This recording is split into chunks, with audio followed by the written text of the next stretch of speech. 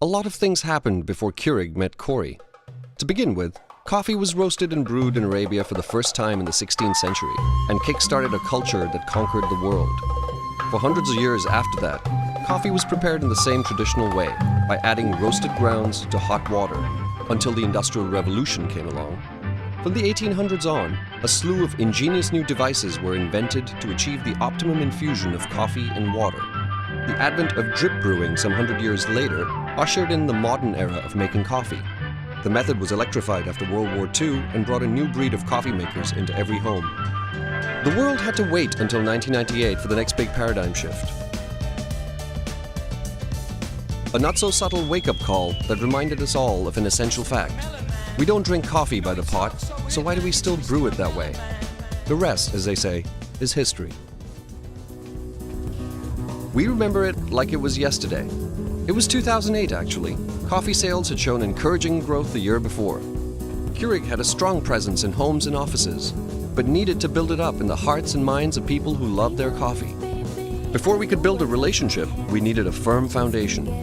The first thing Corey brewed up for Keurig was a fresh brand strategy and developed a system to express it across the board, with packaging, K-cups, brewers, merchandising, and sales materials, consistently making an impression wherever people came into contact with the brand. We created the Keurig Brewed Seal of Approval and established it as the only mark of genuine Keurig quality, with ads, web banners, in-store displays, and packaging. The next step was to harness the goodwill Keurig had in people's homes and take it out into the world. Corey developed an advertising campaign to make Keurig desirable to office managers and employees.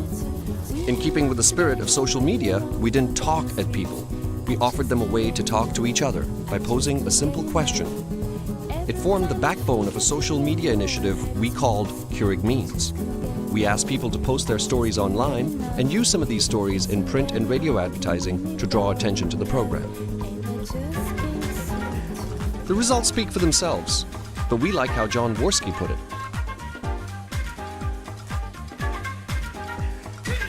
Print and radio advertising generated the right kind of buzz and helped gather a crowd at KeurigMeans.com. Some 544 stories were generated in 3 months and shared on the web.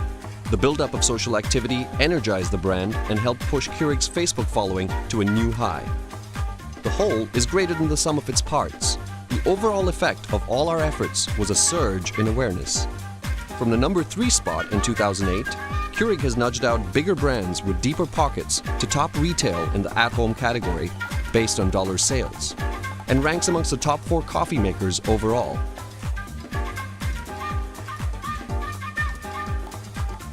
Corey didn't just perk up Keurig's presence in the marketplace.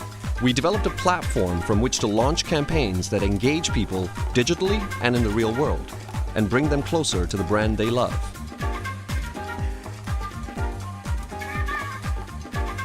Who are we to disagree?